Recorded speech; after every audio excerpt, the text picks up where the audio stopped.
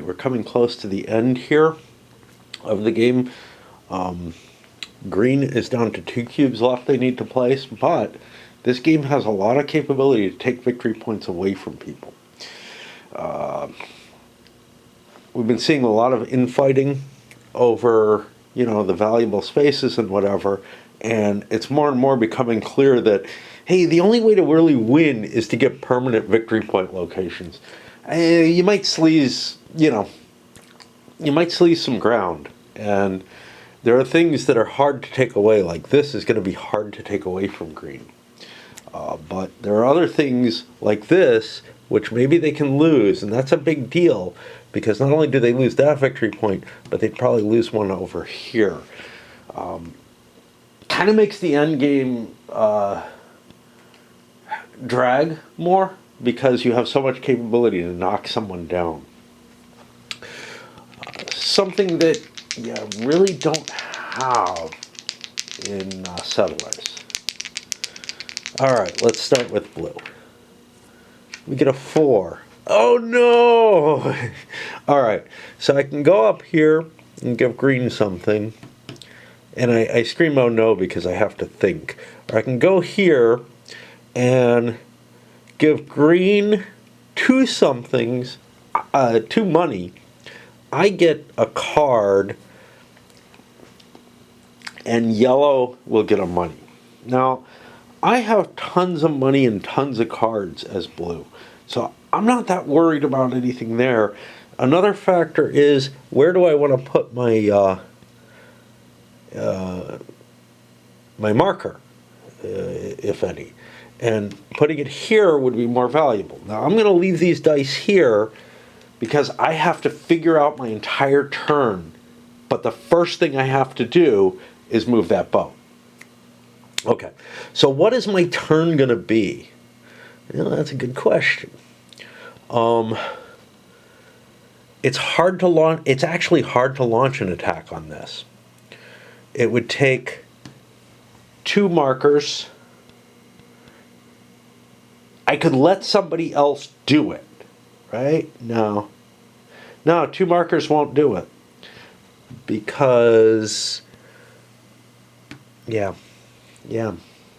because they have to be in places that are built in. So this is the only place, or you can't do. You could do it from here, right? You could do a 2 cover or a bigger piece, or you could put one here, but you can't get a grip on all the pieces that are down there. You have to actually build your building over the permit spaces that you have. And it will take at least 2 permit spaces to close this out. And there's only 1 in each direction adjacent to it. So it's going to be really, really tough. Now from here, I could get 2 and have a bigger piece going 1, 2, 3 rows, this piece. But that takes 3 permits, and there's no way around this. I'm not going to take that. It looked like I could take that space from green. I'm not going to be able to take that from green. What is that going to mean? Well, I can build over yellow and red here. That may be my best move.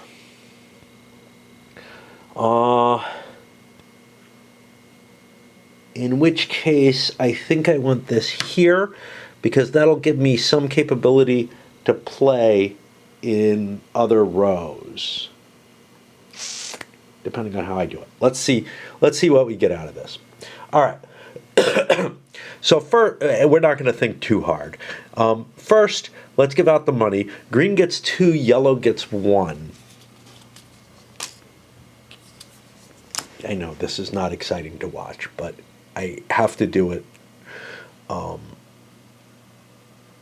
just because. And blue gets a card, which fills out one of their sets, giving them more opportunities. Now, I'm allowed to build up to 2 things. I have 3, 6, 9 money. That's enough for me to build here, if I spend cards, as well as over in one of the temple spaces. We'll see. I'm going to build... Oh, no. Oh, yeah. I'm going to build... no, it's not enough. It's one short. I'm going to build up here because it's of worth to me. Feel like I have enough color cards to do stuff. I need 2 of the same color. I'm going to spend 2 green and $3. I'm going to put here, I'm going to put a money piece. Now, I've got to put it here. I can't go up here. I could. Well, no. I can't go up here because this space would block me. I need 2 permits to place this piece. And, yeah. I don't have to pay anything for the green permit. The blue permit's my own. I give yellow back a cube. Things are beginning to feel kind of pathological here in terms of we're both fighting over the same spaces.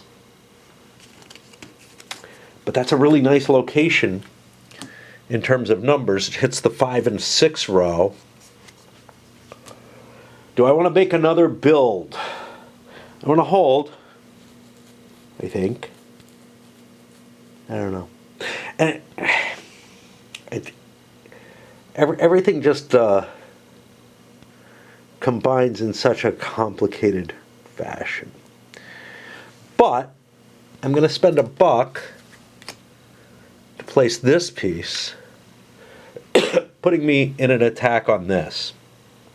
We'll see. That'll get me more production in that center line. If those 5s and 6s get rolled, that's good. Now, my next thing, I could play 3 cards and get $1. I don't think I need that. I think I have enough production, and there's enough cards up on the discard pile that I'm not really worried about losing my cards. We get a 4. Yay, we don't have to think. Blue gets a gold for this. And it's red's turn, so they get their two cards first. One of them's here, then we reshuffle, and then we pay out the other cards, which will go to green and blue. We don't have a lot of money to build. I've decided walls are getting too expensive. I could make a play to try to increase this, or I could just let blue have it. I'm not really losing much there. So I'm going to take the 2 gold, because gold is something I'm short on right now. Oh wait, I have this. You know what I can do? No. I can build over this. And that fucks blue up a little bit in their plans because I'm taking away their marker. So that's going to cost me 2 gold.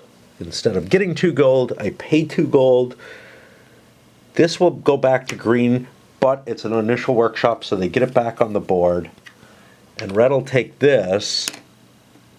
It's no victory points or anything, but it's more income in a good rich area. Of course, it's threatened already. Green gets to play their thing. Playing here looks dangerous in terms of being easily threatened. One of these could go over it.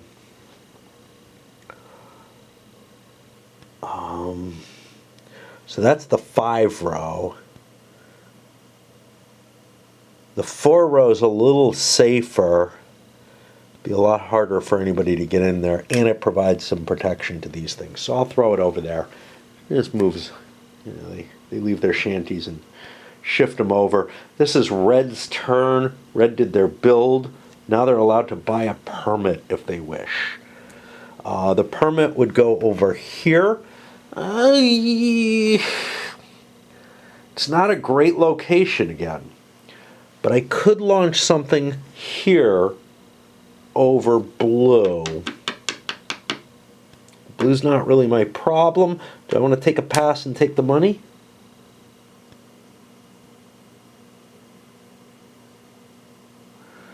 I think I was taking the money here illicitly. But I want to take a pass and take the money on the permit. I'm not all that close to winning. I'll play that, keep my cash, keep my cards, and push on. And no guarantees that this is good play anywhere in this game. Yeah, like, I'm really struggling to get a grasp of anything. Get a 9. Puts us here. So that's a card for yellow and 2 for green. Yellow gets the first card. Green gets the next 2. Again, the rules aren't clear on this, but whatever. It is yellow's turn. I have a potential to build here. Now, I could spend cards to let me put this in and get rid of a blue thing. And this is, where I say it gets pathological, because we're each shifting our pieces. We're just keep overtaking what the other person is going on. As an alternative, I could pay 5 and get that, but I don't have 5. But I do have 2. And, what the hell? We'll blow blue out of the water. Again, is it a good play? I don't know. The guy who's building up permanent stuff is the one who's winning, and nobody's able to really reach him very easily. That'll allow me to put my 0 marker back down someplace along this row, or pay resources to do something else, or take 2 gold. I think the fact that he's the last player, and I come down and I see everything else happen, and finally on his turn, I'm kind of aware is what's making him win the game. Because otherwise, I think people would just get in this pathological cycle and keep blasting each other out of stuff. But if you can squeeze out permanent victory points here or on the walls, while other people, while you're still kind of maintaining that fight, you can kind of maintain some resource production. But that's the problem. If your resource production just gets cut, you're not going to be able to do shit. I don't want to spend cards on more money or anything, because I could just get lucky. That's the big 7. That means I got 1 wall. I'm going to get a draw from something. Let's see what number I want to put it on. And it can't be this one. Don't want to hit me. I can take from blue. I can take 1 from blue. I could lose 1 and take 1 from red and blue. I could lose 2. That's not going to happen. Here I could take 1 from red. Blue has such a big hand. I definitely think I want to take a card from blue. But do I want to put the thing, say here? That kills one of my money spaces. This kills one of my card spaces. I think money's more important. I'm going to play here. And again, I randomize to see what blue loses. I'm going to take that off camera. The point where I wish I had bigger dice down here. I may in some game or another, but I really needed a D20. I had like 19 spaces, which means I had to roll essentially a D24 using the 2 dice, which could be expensive. It turned out okay. So green gets this off blue. Now, I'm allowed to build something. I don't have anything I can build there. 2, 4, 6. I don't have enough money to build myself a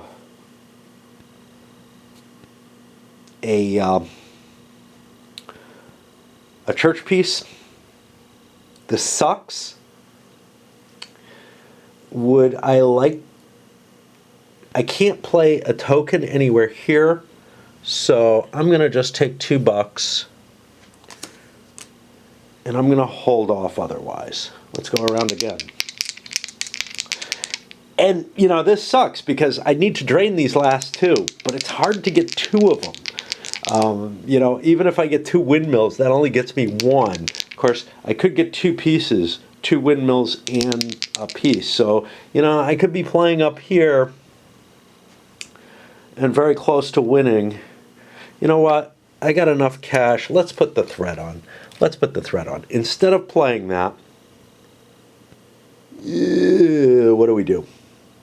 We take the $2. We pay 1 of each card to essentially allow us to build over here somewhere. And I'm going to put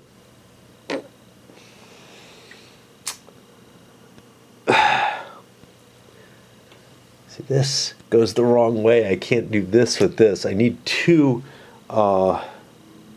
permits to play over here. If I play this 0, somebody else is going to play something. But maybe at least they'll wipe out blue. Okay.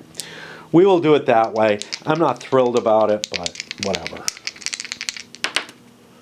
That gets us an 8, which means we have to play here, which will create a gold for green and a card for yellow.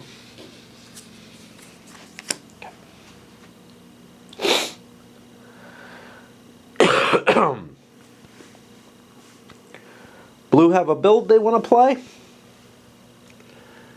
Well, 1 permit would let me throw a victory point down here. Kind of dangerous place to throw it for $5, which is a pretty cheap victory point at this point. A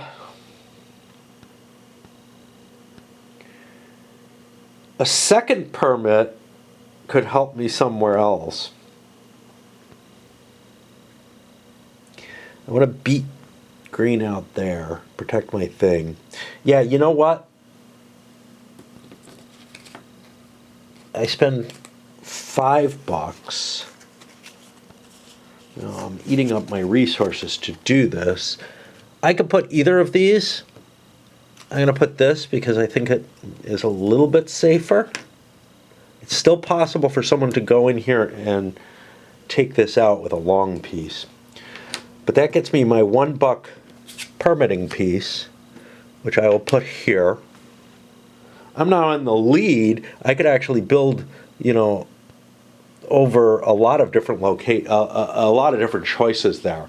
But the biggie is I can slap something down here, which helps protect this. All good, right?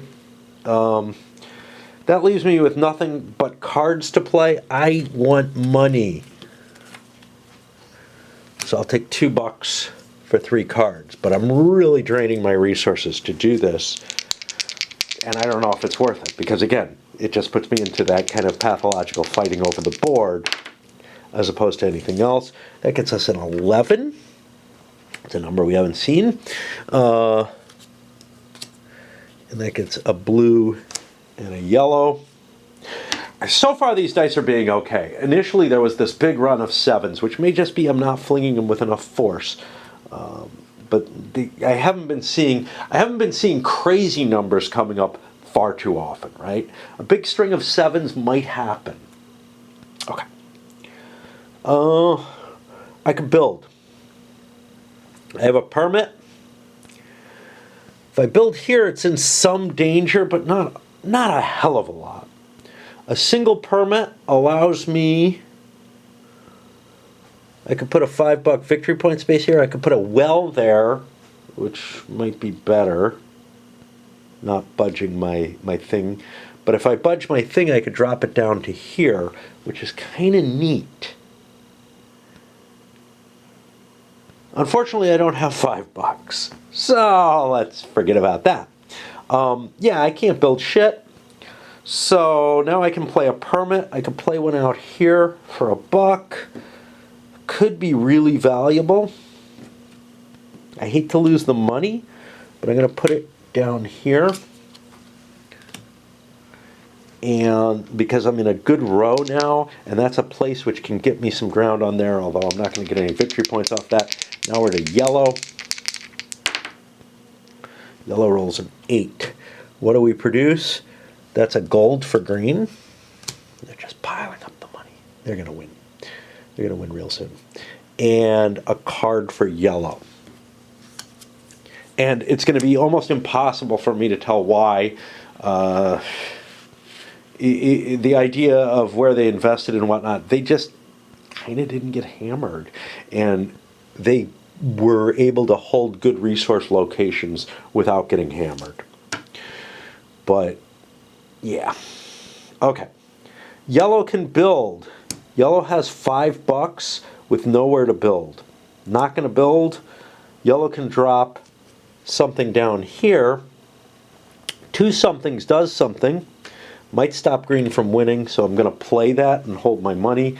I'm not going to draw any more cards. I'm not close to winning. I saw this one alone out here. I thought, whoa, wait, can I win? Okay, that puts it to green. Who can win? If they get lucky, maybe they can. I don't think so.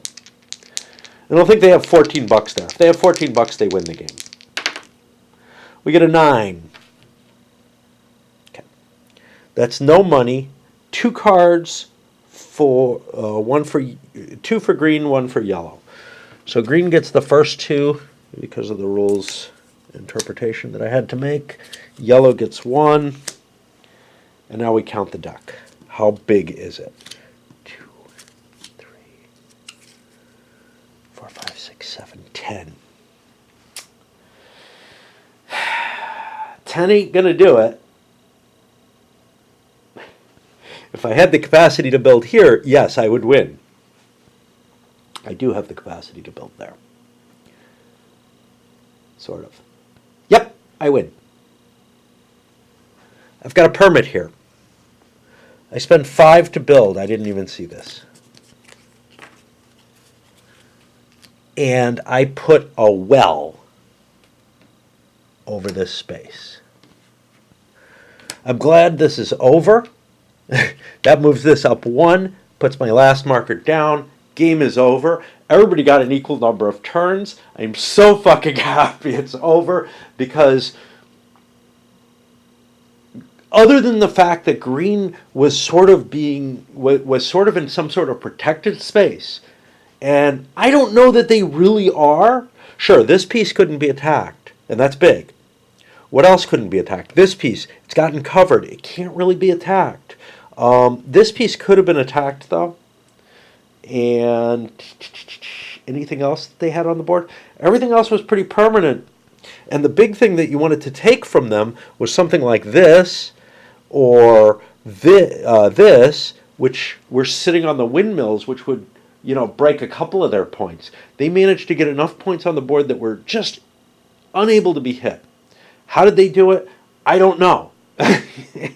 Again, some of it may be that by going last, I was able to, think a little bit more clearly, because every turn I started with blue, and I would come down here and, kind of play very naively for the people earlier in the sequence. But is yellow doing that well? Not particularly. Blue has gotten very lucky in terms of a lot of riches. Blue and green seem to have set themselves up in ways that they were producing riches, although I think blue may be losing some of that edge as time goes by. It feels like they've ended up with less here. They lost this piece. That's a big deal. You want to keep those cheap pieces on the board, and the longer, that produce stuff. But that's not a money piece, and I have plenty of card colors, so I don't really know. But my other one got shifted over here. Let's look at green. Green's got it sitting right in the middle of one of the, 2 of the more common numbers. The only better place would be shifting down there, and I can't because the church is there. The church, there's 3 pieces left, I think, to it. That's what it should be. Yeah. Yeah. The walls, they get too expensive at the end. It's worth $4 for a victory point card. It's not really worth 8 when you can buy these for 7, to dig down and get one. But maybe 8 for the 2 and 1 tower. If no one else builds walls, then it does work out. Like you can take advantage of the fact that no one else is paying attention and just grab your 2-point walls. while they're concentrating on maybe building stuff that's attackable. So that might be an appealing choice. But nobody got past the first victory point on walls, right? So people are just basically converting $2 and one of their build actions for that could have produced, could have made a productive location of the board. The problem with the productive locations on the board is they're easy to attack until they're not, and I'm not really able to capture in my mind what makes something not easy to attack. Certainly, the church served as a nice defensive bastion for this, and then this going here, someone would have to really work to be able to get an attack on here. They'd probably have to build something over here. I don't even think it's possible. Not with the church and the sea to provide walls for it. These corners look like safe places as well, where you can kind of hide more easily. Like, it's just harder to get a grip on something. But once a place gets crowded enough, and that's the thing with the walls, here I've got, walls on both sides. So that creates, a certain kind of power to the location that strengthens it. But there's this appeal towards playing into the rich areas. And then there's also, hey, where can I play my permits for free without having to pay extra resources to get in there? My own tendency is almost certainly towards not having to spend if I can get something down that looks useful. That may not be wise in this game. It may be that there are times when you're like, I may have a perfectly fine play in sort of the middle of the board, and it may be rich and whatever, but there may be a much better place where I can get something like this or this set up that is going to be more protected. I think, and again, this is sort of naively, I didn't really think that these spaces would be that important, but I think that the choice of where, so the church has got to be here. So this, and then this is the next most likely, I think, are kind of rich places to put your 4-size locations. Of course, this might be the best of all.